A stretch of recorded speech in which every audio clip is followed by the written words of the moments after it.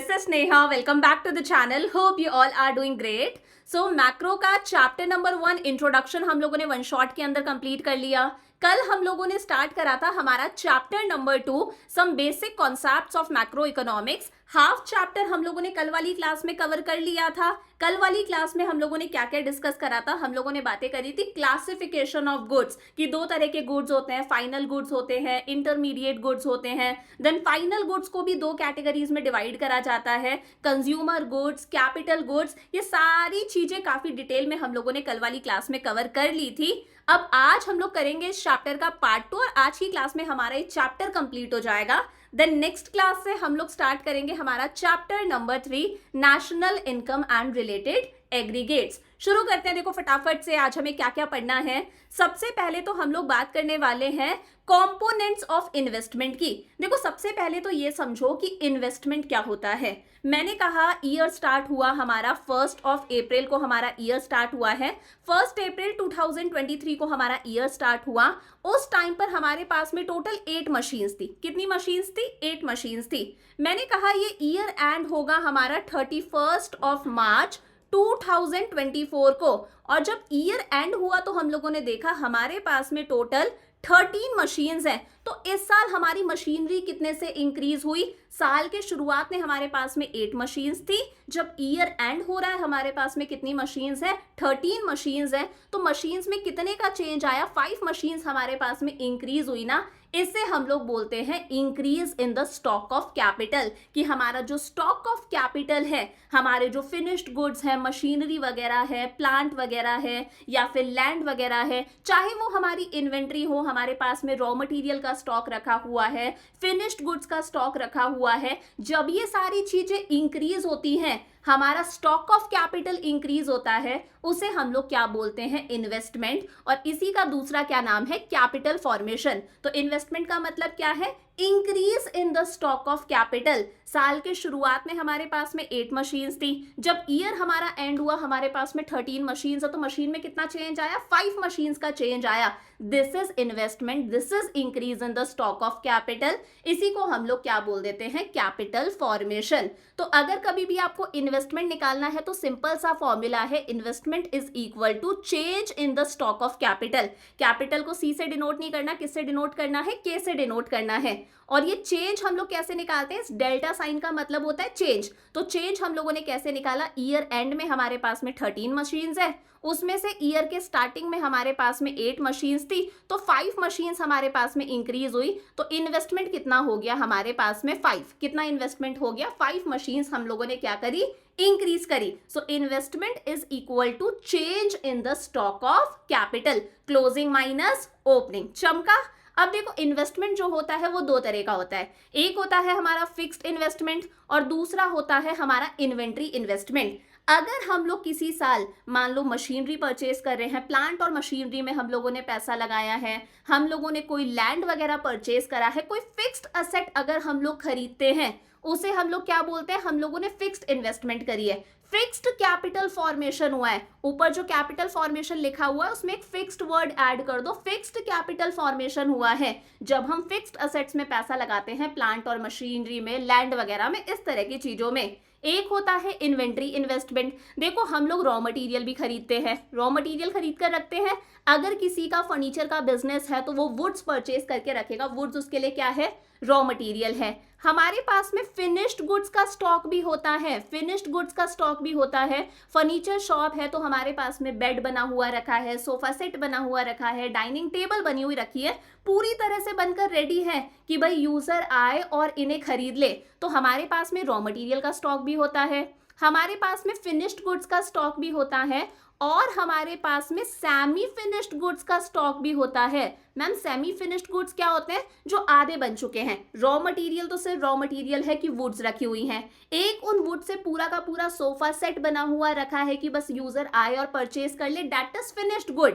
लेकिन मान लो आधा अधूरा बना हुआ रखा है, सोफा सेट का सिर्फ स्ट्रक्चर बना हुआ रखा है, अभी उस पर पॉलिश होनी है, गद्दी वगैरह लगनी है, तो उसे हम लोग बोलते हैं ये क्या है? सेमी फिनिश्ड गुड्स का स्टॉक है. तो इस तरह के स्टॉक को हम लोग क्या बोल देते हैं? Inventory investment. तो तो इन्वेस्टमेंट में दोनों आते हैं, फिक्स्ड इन्वेस्टमेंट्स भी आते हैं और हमारा इन्वेंट्री इन्वेस्टमेंट भी आता है। और इन्वेस्टमेंट हम लोग कैसे निकालते हैं, ईयर के एंड में हमारे पास में कितना स्टॉक है, उसमें से ईयर के स्टार्टिंग में हमारे पास में कितना स्टॉक था उसे मैंने माइनस कर दिया, तो मुझे पता चल जाएगा हम लोगों ने इस साल कितनी इन्वेस्टमेंट करी है, that is change in the stock of capital. जैसा मैंने बताया, ईयर एंड में हमारे पास में मान लो 8 मशीन्स है और ईयर के स्टार्टिंग में हमारे पास में सिर्फ 5 मशीन्स ही थी, तो मतलब इस साल हम लोगों ने 3 मशीन्स परचेज करी हैं। 3 मशीन्स क्या है, हमारी इन्वेस्टमेंट है। क्लियर हो गया। वन बाय वन देखते हैं। सबसे पहले बात करते हैं फिक्स्ड इन्वेस्टमेंट की। देखो, जब प्रोड्यूसर के फिक्स्ड असेट्स इंक्रीज होते हैं, ईयर के स्टार्टिंग में उसके पास में 5 मशीन्स थी, ईयर के एंड में उसके पास में 8 मशीन्स हो गई। जब प्रोड्यूसर के फिक्स्ड असेट्स इंक्रीज होते हैं उसे हम लोग क्या बोलते हैं, फिक्स्ड इन्वेस्टमेंट, और इसी का दूसरा नाम होता है fixed capital formation. Total investment को हम सिर्फ कैपिटल फॉर्मेशन बोलते हैं, फिक्स्ड इन्वेस्टमेंट के लिए एक वर्ड और लग गया, फिक्स्ड कैपिटल फॉर्मेशन। तो यहाँ पर प्लांट और मशीनरी आ गया, हमारा लैंड वगैरह आ गया, इस तरह की चीजें आ गई। अब इसकी सिग्निफिकेंस क्या है यार, fixed capital formation, fixed investment क्यों जरूरी है। नंबर 1 है raises production capacity of the producer. देखो, जितनी ज्यादा हमारे पास में मशीन्स होंगी उतना ही प्रोड्यूसर्स की प्रोडक्शन कैपेसिटी इंक्रीज होगी। जितनी अच्छी अच्छी मशीनें होंगी प्रोड्यूसर उतना ही प्रोडक्शन कर सकता है, मतलब देश के अंदर लेवल ऑफ आउटपुट इंक्रीज होगा। हमारा आउटपुट इंक्रीज होगा मतलब देश का जीडीपी इंक्रीज होगा। जीडीपी इंक्रीज होने का मतलब है हमारी कंट्री की क्या होगी, इकोनॉमिक ग्रोथ होगी, हमारा देश ग्रो करेगा। समझ में आया। तो फिक्स्ड इन्वेस्टमेंट जरूरी है ताकि हमारी प्रोडक्टिविटी इंक्रीज हो, ताकि प्रोडक्शन इंक्रीज हो, हमारे देश का जीडीपी इंक्रीज हो। सेकंड हमारे पास में आता है इन्वेंट्री इन्वेस्टमेंट। मैंने बताया इसमें 3 इन्वेंट्री आती है। एक तो हमारे पास में सिर्फ रॉ मटेरियल का स्टॉक रखा हुआ है, हमारे पास में वुड्स का स्टॉक रखा हुआ है, वो भी इसी के अंदर आएगा। उन वुड से हम लोगों ने चेयर बना ली है, हम लोगों ने सोफा सेट बना लिया है, फिनिश्ड गुड्स का स्टॉक रखा हुआ है कि कभी भी बायर आए और परचेज कर ले।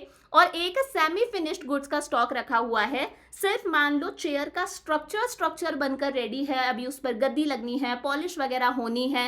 मान लो शर्ट सिर्फ बनी हुई है, अभी उस पर बटन वगैरह लगेंगे, प्रॉपर आयरन होगी, उसको पैक वगैरह करा जाएगा। इसे हम लोग बोल देते हैं सेमी फिनिश्ड गुड्स का स्टॉक। तो ये सारी चीजें किसके अंदर आती हैं, हमारी इन्वेंट्री स्टॉक के अंदर आती हैं। अब इन्वेंट्री इन्वेस्टमेंट भी हम कैसे निकालते हैं, हम लोग ईयर एंड की इन्वेंट्री ले लेंगे कि जब साल खत्म हो रहा है तो हमारे पास में टोटल कितनी इन्वेंट्री है, और साल जब स्टार्ट हुआ था तब हमारे पास में कितनी इन्वेंट्री थी, हमारे पास में कितना स्टॉक रखा हुआ था। अगर हम दोनों को माइनस कर देते हैं तो हमें पता चलता है कि भाई इस साल इन्वेंट्री में हम लोगों ने कितना पैसा इन्वेस्ट करा है। मैंने बोला जब ईयर स्टार्ट हुआ 1 अप्रैल 2023 को, तो हमारे पास में इन्वेंट्री रखी हुई थी 10,000 रुपीज तक की। इतना हमारे पास में गोडाउन में सामान रखा था, इसमें फिनिश्ड गुड्स भी हैं, सेमी फिनिश्ड भी हैं, रॉ मटेरियल भी है। जब साल एंड हुआ 31 मार्च 2024, तो हम लोगों ने देखा हमारे पास में इन्वेंट्री रखी हुई है 15,000 की। तो 15 में से 10 माइनस कर दिया, मतलब ये 5,000 रुपीज हम लोगों ने इस साल इन्वेंट्री में लगाया है। This is inventory investment. Clear हो गया। Change in inventory during the year is called inventory investment. ये जो चेंज हम लोगों ने निकाला है 5,000 का, इसी को हम लोग क्या बोल देते हैं, इन्वेंट्री इन्वेस्टमेंट। अब देखो, रॉ मटेरियल का स्टॉक रखना क्यों जरूरी है, ये बेसिक बात है, आप खुद समझ सकते हो रॉ मटेरियल का स्टॉक क्यों जरूरी है। ताकि प्रोड्यूसर के पास में कंटिन्यूअस बेसिस पर क्या आते रहे, इनपुट्स आते रहे, उसके पास में कंटिन्यूअस बेसिस पर रॉ मटेरियल हो, ताकि वो आराम से फटाफट से प्रोडक्शन कर सके। Enough stock of raw material means producer can avoid day-to-day purchases from the market. अगर प्रोड्यूसर के पास में हमेशा सफिशिएंट रॉ मटेरियल का स्टॉक रहेगा तो उसे डे टू डे बेसिस पर मार्केट में जाकर रॉ मटेरियल परचेज करने की रिक्वायरमेंट नहीं है, वो फटाफट से बहुत ही आराम से प्रोडक्शन कर सकता है। Uncertainties of market related to availability of raw material can be avoided. अगर प्रोड्यूसर के पास में रेगुलर बेसिस पर रॉ मटेरियल का स्टॉक है तो उसे मार्केट की अनसर्टेनिटीज फेस नहीं करनी पड़ेगी। अनसर्टेनिटीज का मतलब है कि मान लो कभी उसके पास में रॉ मटेरियल अवेलेबल हो रहा है, कभी मार्केट में रॉ मटेरियल अवेलेबल है, कभी रॉ मटेरियल अवेलेबल नहीं है, कभी रॉ मटेरियल बहुत ज़्यादा महंगा हो गया, उसे इस तरह की प्रॉब्लम फेस नहीं करनी पड़ेगी अगर हमेशा उसके पास में सफिशिएंट रॉ मटेरियल का स्टॉक रहता है।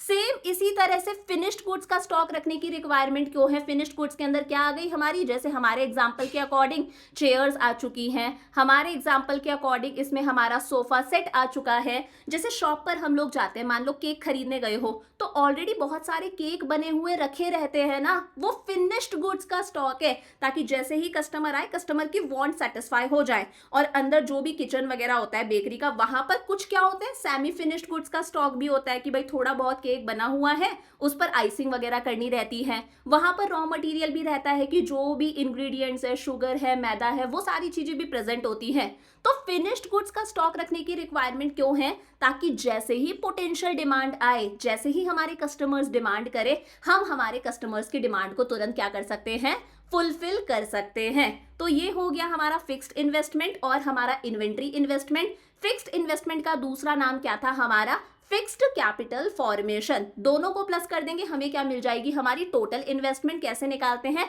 Change in the stock of capital, closing capital में से ओपनिंग कैपिटल को माइनस करके। करेक्ट हो गया। अब एक बहुत ही छोटा सा टॉपिक है, डिजायर्ड इन्वेंट्री स्टॉक और अनडिजायर्ड इन्वेंट्री स्टॉक। देखो डिजायर्ड मतलब कि हम लोगों ने इन्वेंट्री रख रखी है, ये इन्वेंट्री हम लोगों ने रख रखी है, फिनिश्ड गुड्स का स्टॉक, सेमी फिनिश्ड गुड्स का स्टॉक, रॉ मटेरियल का स्टॉक हम लोगों ने रख रखा है अपनी इच्छा के हिसाब से, डिजायर्ड है। और इन अनडिजायर्ड का मतलब है हमारी इच्छा नहीं है इसे रखने की। इस बात का मतलब क्या हुआ, मैंने कहा प्रोड्यूसर भाई साहब ने सोचा कि इस साल 100 यूनिट्स प्रोड्यूस करेंगे। कितनी यूनिट्स प्रोड्यूस करेंगे, 100 यूनिट्स प्रोड्यूस करेंगे। और प्रोड्यूसर भाई साहब जी ने सोचा इसमें से 80 यूनिट्स क्या हो जाएंगी, हमारी सेल हो जाएंगी। तो बचेंगी कितनी हमारे पास में, 20 यूनिट्स बचेंगी।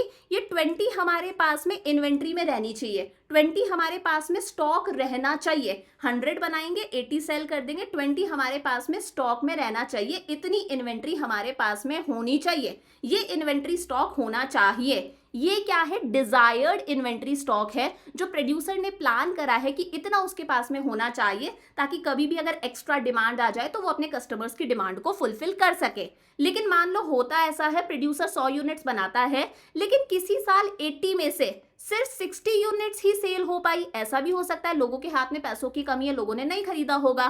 तो अब प्रोड्यूसर ने सोचा था 20 बचनी चाहिए स्टॉक के अंदर, लेकिन यहाँ पर अगर 60 यूनिट्स ही सेल हो पाएंगी तो प्रोड्यूसर के पास में कितनी बच जाएंगी, 40 यूनिट्स बच जाएंगी। ये क्या है, अनडिजायर्ड इन्वेंट्री स्टॉक है। इतना प्रोड्यूसर अपने पास में स्टॉक रखना नहीं चाहता था। This is undesired inventory stock. Unplanned inventory stock है, it arises when demand for the product is less than expected. उसने एक्सपेक्ट करा था मेरे प्रोडक्ट की डिमांड आएगी 80, लेकिन अगर डिमांड कम आई है तो प्रोड्यूसर के पास में इन्वेंट्री स्टॉक ज्यादा रह जाता है। So this is desired inventory stock and undesired inventory stock. आगे बात करते हैं ग्रॉस इन्वेस्टमेंट क्या होता है, नेट इन्वेस्टमेंट क्या होता है और डेप्रीशिएशन क्या होता है। देखो ग्रॉस इन्वेस्टमेंट का मतलब क्या है, अलग कॉन्सेप्ट आ गया कि एक साल के अंदर अंदर, एक अकाउंटिंग ईयर के अंदर अंदर देश में कुल मिला के कितना कैपिटल गुड्स का प्रोडक्शन हुआ है, उसे हम लोग क्या बोल देते हैं, ग्रॉस इन्वेस्टमेंट। एक साल के अंदर अंदर देश में कुल मिला के कितना कैपिटल गुड्स का प्रोडक्शन हुआ है, कितना मशीन्स का प्रोडक्शन हुआ है, कितना हमारे एयरपोर्ट्स वगैरह का प्रोडक्शन हुआ है। ये प्लांट और मशीनरी, ये सारी चीजें किसमें आती हैं, कैपिटल गुड्स के अंदर आती हैं। एक साल में कुल मिला के कितने कैपिटल गुड्स, मशीनों वगैरह का प्रोडक्शन हुआ है, उसे हम लोग क्या बोल देते हैं, ग्रॉस इन्वेस्टमेंट। क्या कहते हैं, ग्रॉस इन्वेस्टमेंट। छोटा सा एग्जांपल लेकर समझते हैं। मैंने कहा मान लो एक साल 10 मशीन्स का प्रोडक्शन हुआ है। कितनी मशीन्स का प्रोडक्शन हुआ है, 10 मशीन्स का प्रोडक्शन हुआ है। तो ये 10 मशीन्स क्या है, हमारी ग्रॉस इन्वेस्टमेंट। ये क्या है, हमारी ग्रॉस इन्वेस्टमेंट। अब देखो इस 10 मशीन्स को मैं 2 पार्ट्स में डिवाइड करती हूं। मैंने कहा 10 मशीन्स का प्रोडक्शन हुआ है इस साल के अंदर अंदर। इसमें से 8 मशीन्स का प्रोडक्शन तो इसलिए हुआ है ताकि हमारी जो पिछली पुरानी मशीन्स थी, जो खराब हो चुकी थी, वॉर्न आउट हो चुकी थी, जो डैमेज हो चुकी थी, उन्हें हम रिप्लेस कर सके। उनकी जगह पर हम लोगों ने ये नई 8 मशीन्स बनाई हैं। तो ये 8 मशीन्स का प्रोडक्शन क्यों हुआ है, ताकि हमारी जो पुरानी मशीन्स जो वॉर्न आउट हो चुकी थी, जिनकी वैल्यू कंप्लीटली गिर चुकी थी, मतलब जो डेप्रीशिएट हो चुकी थी। डेप्रीशिएशन का मतलब होता है जब असेट की वैल्यू गिरती है ना, उसे हम डेप्रीशिएशन बोलते हैं। उसके लिए हम लोगों ने ये 8 बनाई और बाकी की 2 मशीन्स हम लोगों ने एक्स्ट्रा बनाई है, न्यू एक्स्ट्रा मशीन्स हम लोगों ने बनाई है। तो मैंने कहा एक साल हमारे देश के अंदर 10 मशीन्स का क्या हुआ, प्रोडक्शन हुआ। इसमें से 8 मशीन्स हम लोगों ने क्यों बनाई हैं, क्योंकि जो पुरानी हमारी मशीन्स जो हैं वो वॉर्न आउट हो चुकी थी, उनकी वैल्यू गिर चुकी थी, उन पर डेप्रीशिएशन लग चुका था, वैल्यू गिर चुकी थी, उन्हें रिप्लेस करने की रिक्वायरमेंट थी, इसलिए हम लोगों ने बनाई। और बची हुई 20 मशीन्स हम लोगों ने एक्स्ट्रा बनाई हैं ताकि हम और प्रोडक्शन कर सकें। तो ग्रॉस के अंदर दोनों आ जाता है, जो हम लोगों ने एक्स्ट्रा बनाई है वो भी आ जाता है, और पुरानी वाली को रिप्लेस करने के लिए जो हम लोगों ने बनाई है वो भी इसी में आ जाता है। तो ग्रॉस इन्वेस्टमेंट का मतलब है एक साल के अंदर अंदर जितने भी कैपिटल गुड्स का प्रोडक्शन हुआ है उसे हम लोग बोल देते हैं ग्रॉस इन्वेस्टमेंट। इसमें क्या क्या आ गया, capital goods used for replacement of existing capital stock. हमारा जो existing capital stock, existing machinery थी 8 जो कि वॉर्न आउट हो चुकी थी, खराब हो चुकी थी, उन पर डेप्रीशिएशन लग गया था, उनकी वैल्यू गिर गई थी, उन्हें रिप्लेस करने के लिए हम लोगों ने बनाई है। ये 8 भी इसी में आती है। और यहाँ पर हम लोगों ने नेट एडिशन करा है, 2 एक्स्ट्रा मशीन्स भी बनाई है, इसे हम लोग बोल देते हैं नेट इन्वेस्टमेंट। क्या कहते हैं, नेट इन्वेस्टमेंट। तो ये जो 8 है ना जो हम लोगों ने रिप्लेस करने के लिए बनाई, इस 8 को हम लोग क्या बोल दे सकते हैं, डेप्रीशिएशन बोल सकते हैं। क्यों बोल सकते हैं, क्योंकि पुराने असेट्स की वैल्यू इतने अमाउंट से गिर गई थी, उसकी जगह हम लोगों ने बस नई मशीनरी खरीद ली, तो ये क्या है, डेप्रीशिएशन है। और ये जो 2 एक्स्ट्रा बनाई है इसे हम लोग बोल देते हैं नेट इन्वेस्टमेंट। क्या कह देते हैं, नेट इन्वेस्टमेंट। तो अगर हमें कभी भी ग्रॉस इन्वेस्टमेंट निकालना है, ये 10 मशीन्स अगर हमें फाइंड आउट करनी है तो हम कैसे करेंगे, नेट इन्वेस्टमेंट यानी कि जो 2 मशीन्स हम लोगों ने एक्स्ट्रा बनाई प्लस डेप्रीशिएशन यानी कि जो 8 मशीन्स हम लोगों ने बनाई है ताकि हम पुरानी वाली मशीनरी को क्या कर सके, रिप्लेस कर सके। तो ग्रॉस इन्वेस्टमेंट का फॉर्मूला हो गया नेट इन्वेस्टमेंट प्लस डेप्रीशिएशन। अब मान लो मुझे सिर्फ नेट इन्वेस्टमेंट निकालना है, ये 2 निकालना है, तो कैसे निकालेंगे, ग्रॉस में से डेप्रीशिएशन को माइनस करके। ग्रॉस इन्वेस्टमेंट कितना था, टोटल हम लोगों ने 10 मशीन्स बनाई, उसमें से डेप्रीशिएशन माइनस कर दो, यानी कि रिप्लेस करने के लिए कितनी मशीन्स बनाई हैं, 8 मशीन्स बनाई हैं। तो ये 2 मशीन्स कौन सी आ गई, हमारी नेट इन्वेस्टमेंट आ गई, जो हमने एक्स्ट्रा बनाई है, इनकी वजह से वाकई में हमारे देश के अंदर प्रोडक्शन इंक्रीज होगा। समझ में आ गया। तो ग्रॉस के अंदर दोनों आता है, रिप्लेस करने के लिए जो बनाई है मतलब डेप्रीशिएशन वाला वो भी आ गया, और जो एक्स्ट्रा बनाई है जो नेट इन्वेस्टमेंट करा है वो भी इसमें आ जाता है।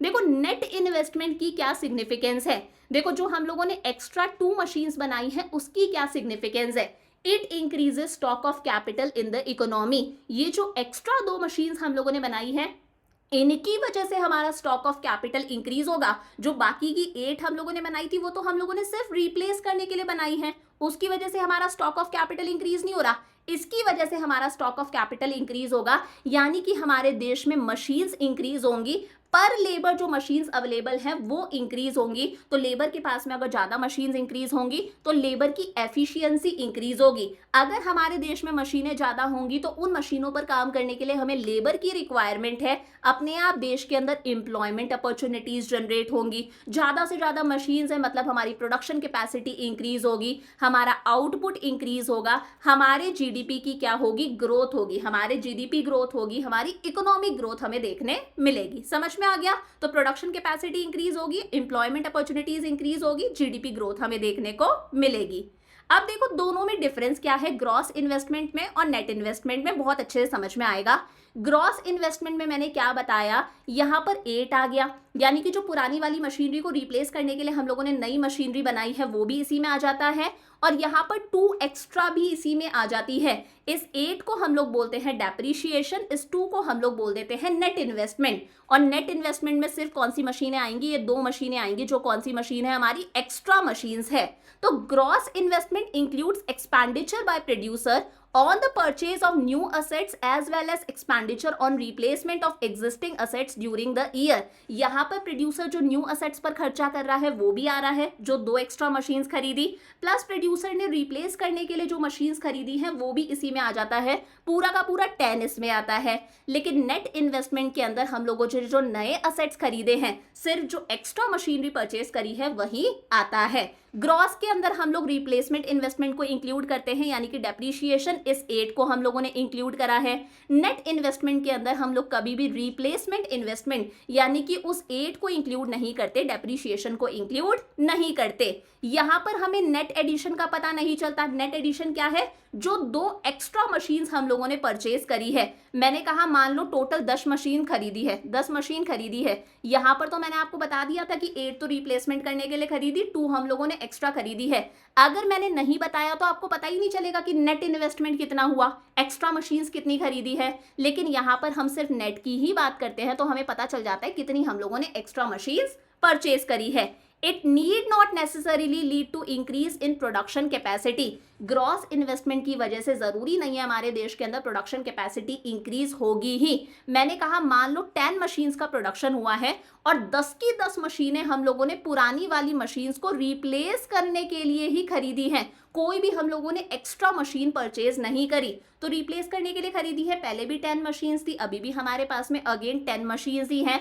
तो इसकी वजह से जरूरी नहीं है हमारी प्रोडक्शन कैपेसिटी इंक्रीज हो, हमारा जीडीपी इंक्रीज हो। लेकिन यहाँ पर हम एक्स्ट्रा मशीन परचेज कर रहे हैं।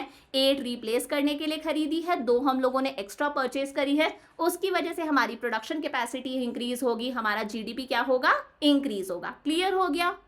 आगे बात करते हैं मैम डेप्रीशिएशन क्या होता है। देखो डेप्रीशिएशन बहुत ही सिंपल सा है। जब भी हम किसी फिक्स्ड असेट को यूज करते हुए आते हैं, प्लांट और मशीनरी को जब हम यूज करते रहते हैं तो उसकी वैल्यू गिरती जाती है टाइम के साथ साथ में। मान लो आप एक मशीनरी लेकर आए हो 10 लाख रुपीज की, आज से 2 साल बाद में भी इस मशीन की वैल्यू 10 लाख रुपीस नहीं होगी, इसकी वैल्यू गिर जाएगी, इसकी वैल्यू 7 लाख होगी, इसकी वैल्यू 6 लाख होगी।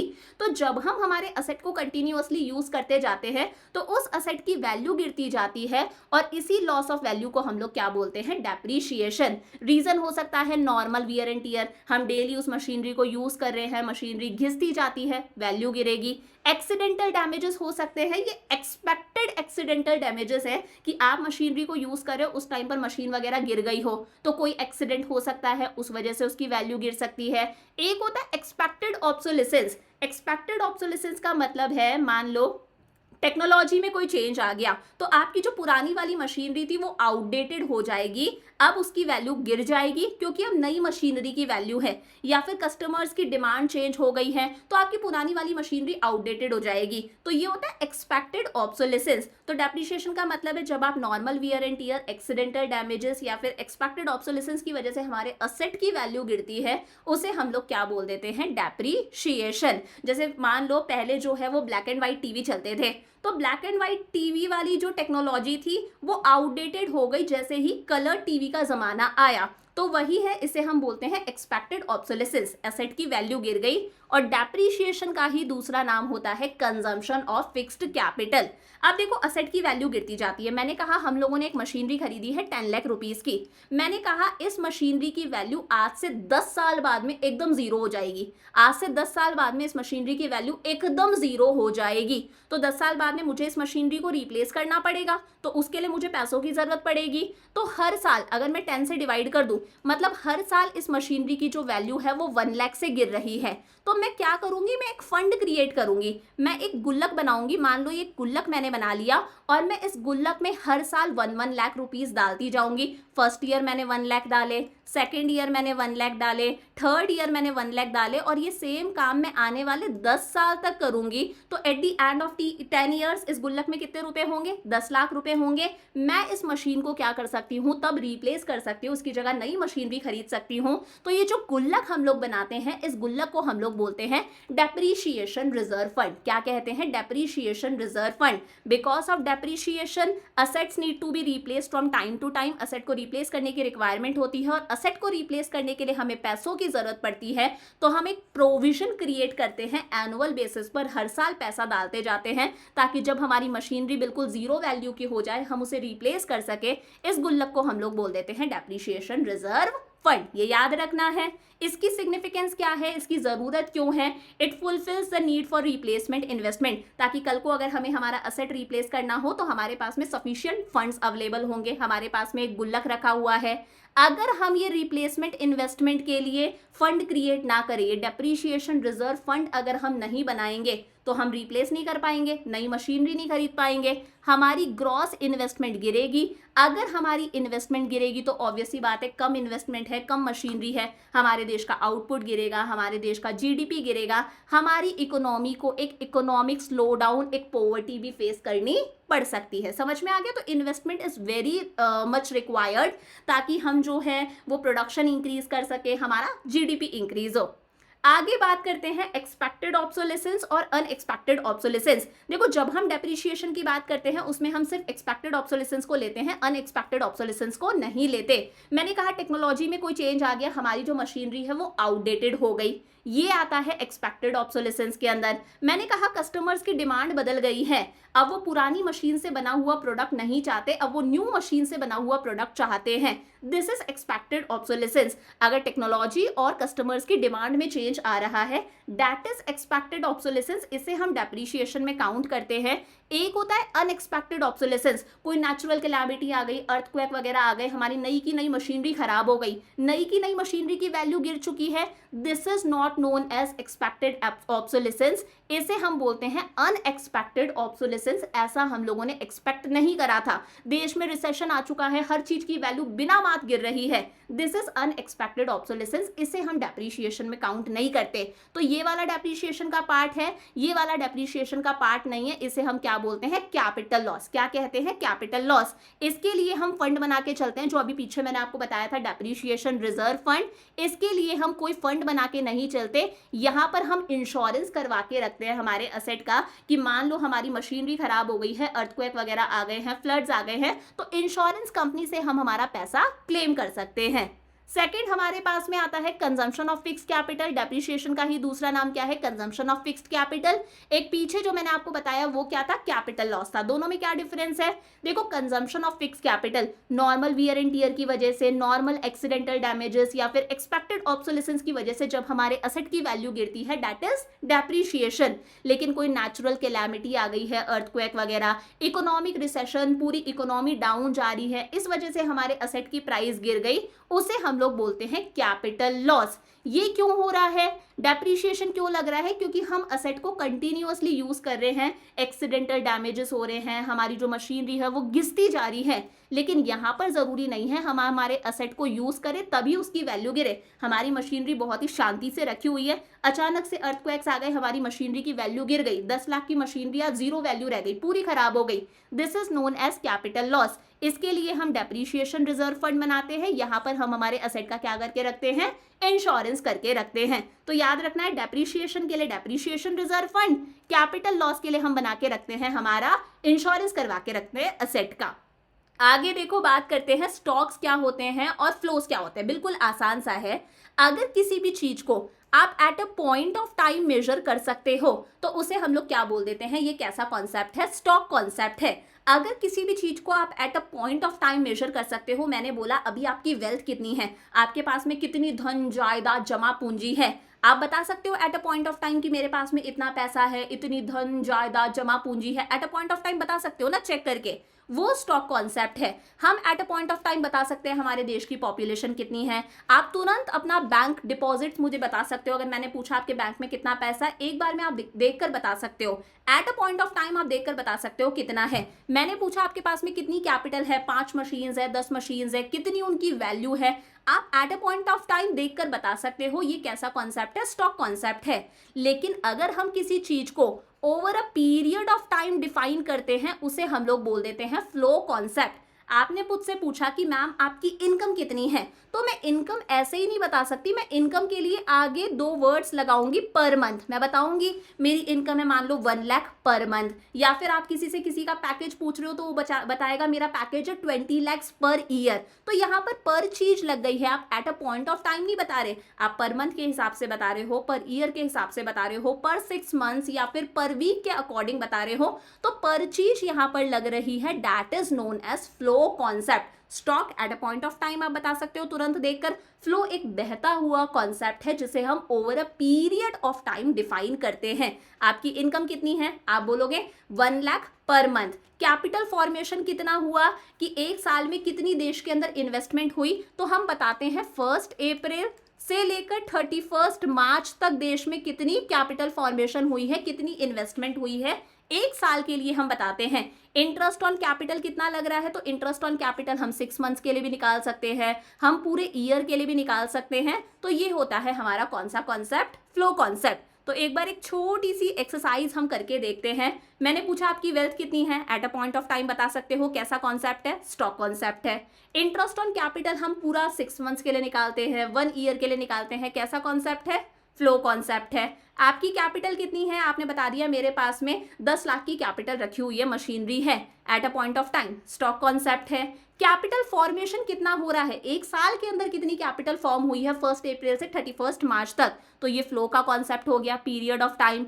आपके बैंक डिपॉजिट्स कितने हैं, eight a point of time आप बता सकते हो, stock concept. Eight a point of time इस देश में हम इस तारीख पर हमारे देश में कितनी लेबर फोर्स है, ये हम eight a point of time बता सकते हैं, स्टॉक कॉन्सेप्ट है। आपकी इनकम कितनी है, तो यहाँ पर आप पर मंथ बताओगे, पर ईयर बताओगे, पीरियड की बात हो रही है, फ्लो कॉन्सेप्ट है। मनी सप्लाई याद रखना, स्टॉक कॉन्सेप्ट है कि eight a point of time हमारे देश में कितना पैसा सर्कुलेशन में है, इसे हम लोग बोल देते हैं मनी सप्लाई। ये कैसा कॉन्सेप्ट है, स्टॉक कॉन्सेप्ट है। डिफरेंस क्या है, स्टॉक को हम eight a point of time बता सकते हैं, फ्लो को बताने के लिए पीरियड ऑफ टाइम, हमें एक पर वर्ड लगाना ही पड़ जाता है। स्टॉक की वजह से फ्लो पर इंपैक्ट पड़ता है, फ्लो की वजह से स्टॉक पर इंपैक्ट पड़ता है। इस बात का मतलब क्या है, मैंने कहा हम हर मंथ बैंक में डिपॉजिट कराते हैं 1000 रुपीज, ये क्या है, एक फ्लो कॉन्सेप्ट है। हर महीने आप 1000 रुपए बैंक में डिपॉजिट करा रहे हो, तो फ्लो की वजह से आपके स्टॉक पर इंपैक्ट पड़ेगा। जितना ज्यादा फ्लो होगा, जितना आप बैंक में पैसा डिपॉजिट कराओगे, उतना ही आपके बैंक डिपॉजिट्स जो है वो क्या होंगे, इंक्रीज होंगे। मैंने आपसे पूछा आपके बैंक अकाउंट में कितना पैसा है, ये स्टॉक कॉन्सेप्ट है ना, आपके बैंक डिपॉजिट्स, आपका स्टॉक अपने आप उसी के अकॉर्डिंग इंक्रीज होगा।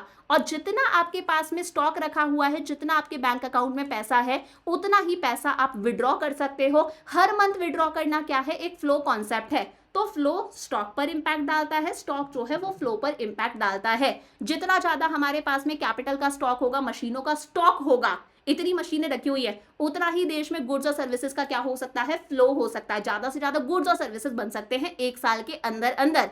जितना हमारे पास में इनकम होगी, इनकम क्या है, एक फ्लो कॉन्सेप्ट है, उतना ही हम वेल्थ क्रिएट कर सकते हैं, जमा पूंजी धन जायदाद क्रिएट कर सकते हैं, that is a stock concept. Stock कभी भी टाइम डायमेंशनल नहीं होता, यहां पर हम पर वर्ड नहीं लगाते हैं। फ्लो हमेशा क्या होता है, टाइम डायमेंशनल होता है। आपकी इनकम आप पर आर बता रहे हो, पर मंथ बता रहे हो, पर ईयर बता रहे हो, समझ में आया। एक टब में कितना पानी है, that is a stock concept. नल चला दिया, नल से कितना पानी बह रहा है, that is a flow concept. Clear हुआ, चमका यहां तक। आगे देखो, बात करते हैं 4 sectors of the economy. Her economy के अंदर 4 सेक्टर्स होते हैं। एक होता है हाउस होल्ड सेक्टर, आप मैं हम सब लोग जो गुड्स और सर्विसेज की क्या करते हैं, डिमांड करते हैं। एक होते हैं प्रोड्यूसर्स जो गुड्स और सर्विसेज का प्रोडक्शन करते हैं। एक सरकार होती है, गवर्नमेंट, और एक होता है एक्सटर्नल सेक्टर जिसे हम लोग बोल देते हैं रेस्ट ऑफ द वर्ल्ड। क्या बोल देते हैं, rest of the world. Rest of the world मतलब दूसरे देशों को हम हमारे गुड्स एक्सपोर्ट करते हैं, उनसे हम उनके गुड्स क्या करते हैं, इंपोर्ट करते हैं। तो 4 सेक्टर्स है, house hold sector, producer sector, government sector और एक्सटर्नल। देखो, प्रोड्यूसर को अगर प्रोडक्शन करना है तो उसे 4 फैक्टर्स ऑफ प्रोडक्शन की रिक्वायरमेंट होती है। उसे प्रोडक्शन करने के लिए लैंड चाहिए, उसे प्रोडक्शन करने के लिए लेबर चाहिए, उसे प्रोडक्शन करने के लिए कैपिटल चाहिए, और प्रोडक्शन करने के लिए उसे एक चाहिए होता है एंटरप्रेन्योर। कौन चाहिए होता है, एंटरप्रेन्योर, जिसका सारा का सारा दिमाग बिजनेस में लगे। इन्हें हम लोग बोलते हैं 4 फैक्टर्स ऑफ प्रोडक्शन। और ये 4 फैक्टर्स ऑफ प्रोडक्शन प्रोड्यूसर को कहां से मिलते हैं, हाउस होल्ड सेक्टर से। हाउस होल्ड सेक्टर के ही लोग अपना लैंड प्रोड्यूसर को देते हैं रेंट पर। हाउस होल्ड सेक्टर के ही लोग यहाँ पर एज अ लेबर काम करते हैं। हाउस होल्ड सेक्टर के ही कुछ पैसे वाले लोग बिजनेस में कैपिटल लगाते हैं, पैसा लगाते हैं। और हाउस होल्ड सेक्टर का ही बंदा एंटरप्रेन्योर होगा जो अपना दिमाग लगा रहा है बिजनेस के अंदर। तो हाउस होल्ड सेक्टर के पास में क्या होते हैं, ये कौन है, owners of factors of production. House hold sector कौन है? Owners of factors of production. Producer को प्रोडक्शन करने के लिए जो 4 फैक्टर्स ऑफ प्रोडक्शन चाहिए वो कहाँ से आ रहे हैं? हाउस होल्ड सेक्टर से आ रहे हैं। हम लोग गुड्स और सर्विसेज कंज्यूम करते हैं, हम ही कौन है? Owners of factors of production है। प्रोड्यूसर प्रोडक्शन करता है, उसे प्रोडक्शन करने के लिए क्या चाहिए? 4 फैक्टर्स ऑफ प्रोडक्शन चाहिए, लैंड, लेबर, कैपिटल, एंटरप्रेन्योरशिप। सरकार जो है वो हाउस होल्ड सेक्टर और प्रोड्यूसर सेक्टर दोनों पर डिपेंडेंट है, क्योंकि हम सरकार को टैक्सेस वगैरह देते हैं। तो सरकार वेलफेयर का काम करती है, देश के अंदर लॉ मेंटेन करती है, ऑर्डर मेंटेन करके रखती है, डिफेंस मेंटेन करके रखती है, और गवर्नमेंट प्रोड्यूसर भी है। आपने बहुत सारे पब्लिक सेक्टर अंडरटेकिंग्स के बारे में सुना होगा, बहुत सारी गवर्नमेंट कंपनीज के बारे में सुना होगा। रेस्ट ऑफ द वर्ल्ड भी होता है, जिन्हें हम हमारी चीजें एक्सपोर्ट करते हैं और उनसे हम उनकी चीजें क्या करते हैं? इंपोर्ट करते हैं। तो ये 4 सेक्टर्स हर देश में होते हैं और चारों सेक्टर्स जो हैं वो आपस में डिपेंडेंट होते हैं। इसी को हम बोलते हैं इंटर सेक्टोरल डिपेंडेंस। जैसे house hold sector producer sector पर डिपेंडेंट है, किस चीज के लिए? गुड्स और सर्विसेज के लिए। हम लोग प्रोड्यूसर्स पर डिपेंडेंट है ना, कि वो गुड्स और सर्विसेज बना के हमें बेचेंगे। प्रोड्यूसर सेक्टर जो है वो हाउस होल्ड सेक्टर पर डिपेंडेंट है, क्योंकि हाउस होल्ड सेक्टर क्या होता है? Owners of factors of production. हमारा ही लैंड है, हम ही लेबर हैं, हम ही बिजनेस में कैपिटल लगाएंगे, हम ही वो एंटरप्रेन्योर हैं। तो household sector is known as owners of factors of production. हम ही हमारी ये चारों फैक्टर सर्विसेज किसे देते हैं? प्रोड्यूसर्स को देते हैं। सरकार हाउस होल्ड सेक्टर और प्रोड्यूसर सेक्टर दोनों पर डिपेंडेंट है, क्योंकि हम सरकार को क्या देते हैं? टैक्स देते हैं, और नॉन टैक्स रेवेन्यू भी होता है। हम लोग ये जो फाइन्स वगैरह, रोड पर चालान वगैरह भरते हैं, ये सब क्या है? सरकार की इनकम है। और प्रोड्यूसर सेक्टर और हाउस होल्ड सेक्टर भी सरकार पर डिपेंडेंट है, हम भी सरकार पर डिपेंडेंट है, क्योंकि सरकार देश के अंदर लॉ, ऑर्डर और डिफेंस मेंटेन करके चलती है। बहुत सारी एडमिनिस्ट्रेटिव सर्विसेज हो गई, प्रॉपर्टी वगैरह का रजिस्ट्रेशन करवाना, डेथ सर्टिफिकेट बनवाना, बर्थ सर्टिफिकेट बनवाना, ये सारी चीजें। तो हम सब एक दूसरे पर डिपेंडेंट है, और इसी इंटर सेक्टोरल डिपेंडेंस की वजह से जन्म होता है इंटर सेक्टोरल फ्लोज का। 2 तरह के इंटर सेक्टोरल फ्लोज होते हैं, एक होते हैं रियल फ्लोज और दूसरे होते हैं मनी फ्लोज। देखो, जब देश के अंदर पैसे का फ्लो होता है उसे हम मनी फ्लोज बोलते हैं, नाम से समझ में आ रहा है। जब देश के अंदर गुड्स और सर्विसेज का फ्लो होता है उसे हम लोग बोल देते हैं रियल फ्लोज।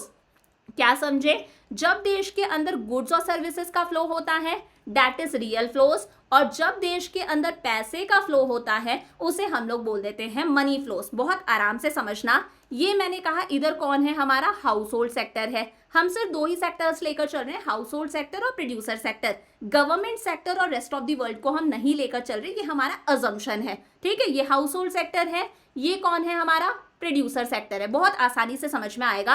प्रोड्यूसर सेक्टर क्या बनाते हैं? गुड्स और सर्विसेज बनाते हैं। ये गुड्स और सर्विसेज हैं। हम प्रोड्यूसर सेक्टर से क्या परचेज करते हैं? गुड्स और सर्विसेज परचेज करते हैं। गुड्स और सर्विसेज को ही क्या बोला जाता है? Real flows. रियल फ्लोज हो गया। बदले में हम प्रोड्यूसर को क्या करेंगे? पेमेंट करेंगे। गुड्स और सर्विसेज खरीद रहे हैं, फ्री फोकट में नहीं मिलेंगे, पेमेंट करनी पड़ेगी, पैसा जा रहा है, पैसे के फ्लो को हम क्या बोल देते हैं? Money flows. चमका यहां तक? सेम ऐसे ही हाउस होल्ड सेक्टर क्या होते हैं? इनके पास में 4 फैक्टर्स ऑफ प्रोडक्शन होते हैं।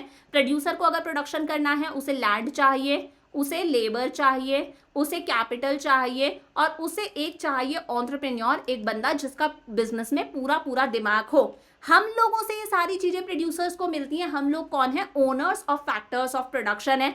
हम ही लोग अपना लैंड इन्हें देते हैं रेंट पर, हम ही लोग जो हैं वो यहाँ पर एज अ लेबर काम करते हैं, हम ही लोग इनके बिजनेस में कैपिटल लगाते हैं, पैसा लगाते हैं, और हम ही में से एक बंदा होता है जो इस बिजनेस को चलाता है। तो हम लोग इन्हें क्या दे रहे हैं? हमारी ये 4 फैक्टर सर्विसेज दे रहे हैं। क्या दे रहे हैं? Factor services, land, labour, capital और एंटरप्रेन्योरशिप की फैक्टर सर्विसेज। सर्विसेज को हम क्या बोलते हैं? Real flows. और फ्री फोकट में तो हम नहीं दे रहे। अगर ये हमारा लैंड यूज कर रहे हैं तो लैंड के बदले हमें रेंट देते हैं। लेबर यहाँ पर है तो लेबर को क्या मिल जाती है? लेबर की सैलरी और वेजेस मिल जाती है। जिस बंदे ने बिजनेस में कैपिटल लगाई है उसे कैपिटल पर क्या मिलता है? इंटरेस्ट मिलता है। और जो एंटरप्रेन्योर है वो क्या ले लेता है? अपने हिस्से का प्रॉफिट ले लेता है। तो प्रोड्यूसर जो है वो पेमेंट करेगा, और इसी पेमेंट को हम लोग क्या बोल देते हैं? Money flows. तो इस तरह से देश के अंदर रियल फ्लोज और मनी फ्लोज का पूरा सिस्टम चलता है। तो रियल फ्लोज का मतलब है गुड्स और सर्विसेज का फ्लो। अभी मैंने बताया था हाउस होल्ड सेक्टर जो है वो प्रोड्यूसर सेक्टर से क्या लेता है? गुड्स और सर्विसेज लेता है। एरो देख रहे हो, बदले में वो पेमेंट करता है, वो किस में आएगा? मनी फ्लोज के अंदर। हाउस होल्ड सेक्टर जो है वो प्रोड्यूसर सेक्टर को इन्हीं गुड्स और सर्विसेज पर क्या देता है? पैसा देता है, गुड्स और सर्विसेज पर एक्सपेंडिचर करता है।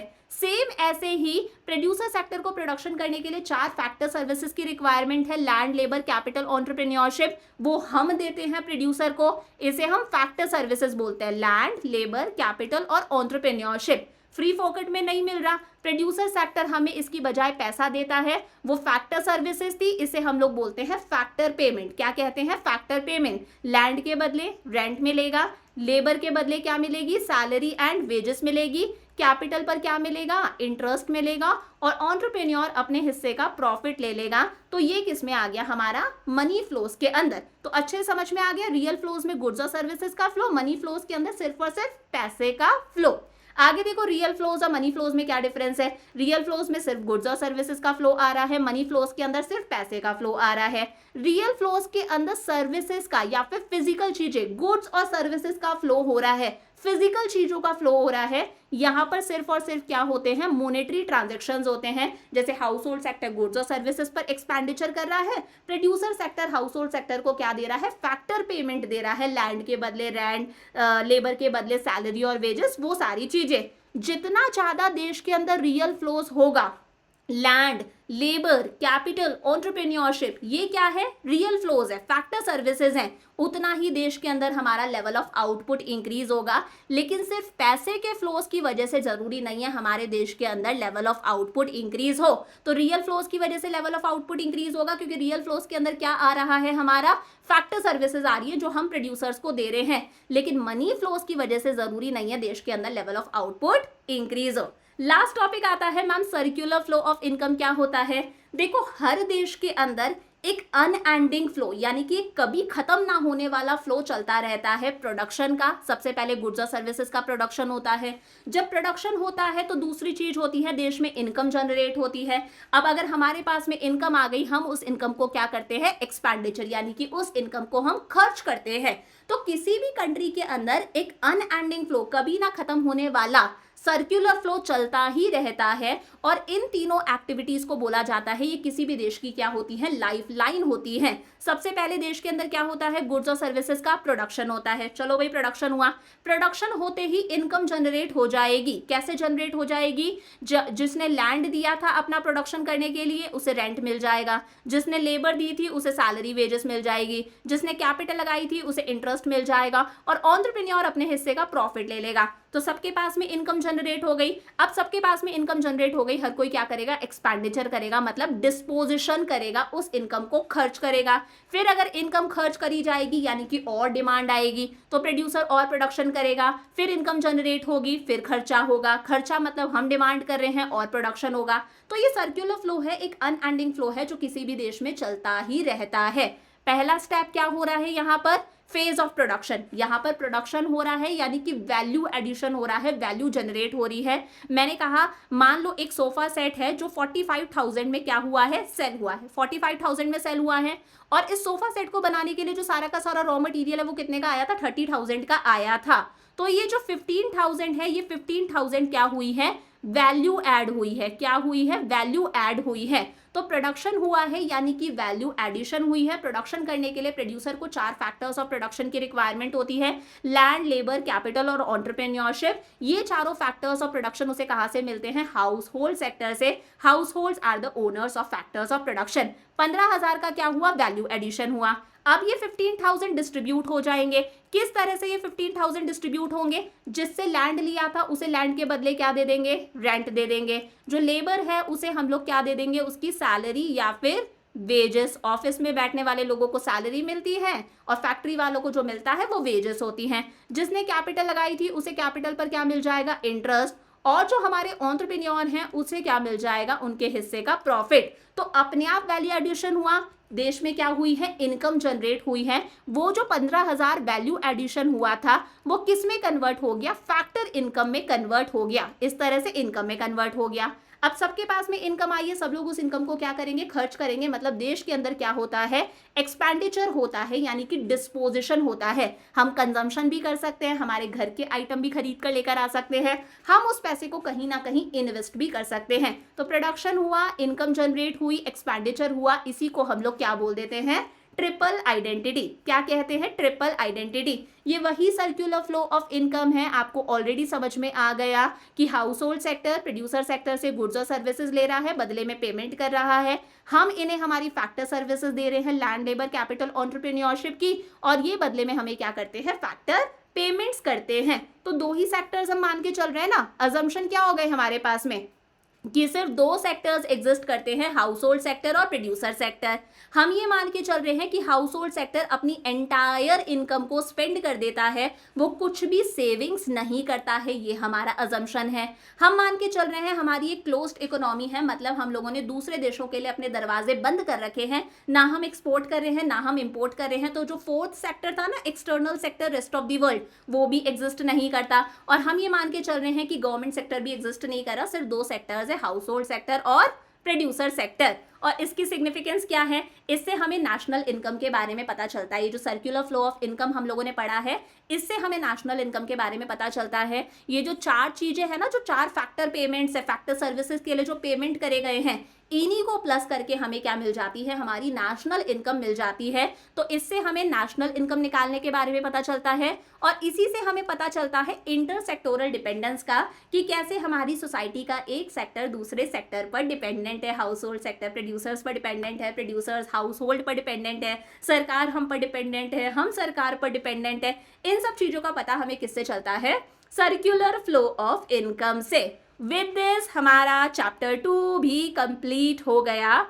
जैसा कि मैंने देखो चैप्टर 1 के सारे नोट्स ऑलरेडी अपलोड कर दिए हैं। आज चैप्टर 2 कंप्लीट हो गया। चैप्टर 2 के भी मैं सारे नोट्स ऐप पर अपलोड कर दूंगी। सारे नोट्स आप एक्सेस कर सकते हो हमारी एप्लीकेशन नेहा जांगिड़ क्लासेस से, और साथ साथ में टेलीग्राम चैनल है, इसे आप ज्वाइन कर सकते हो। हमेशा अपडेटेड रहोगे, सारी अपडेट्स मैं आपको यहाँ पर देती हूँ। तो इच्छा हो तो टेलीग्राम चैनल ज्वाइन कर लेना। नोट्स जरूर कलेक्ट करना, सब कुछ फ्री ऑफ कॉस्ट है। और लेक्चर कैसा लगा मुझे कमेंट्स के अंदर बताना, अपने फ्रेंड्स के साथ में भी शेयर करना। मतलब एक छोटू सा कमेंट आप करोगे, but it will give me a lot of motivation. So I will see you in the next class. Next class में हम लोग करेंगे हमारा chapter number 3, national income and related aggregates. Till then bye bye, see you soon.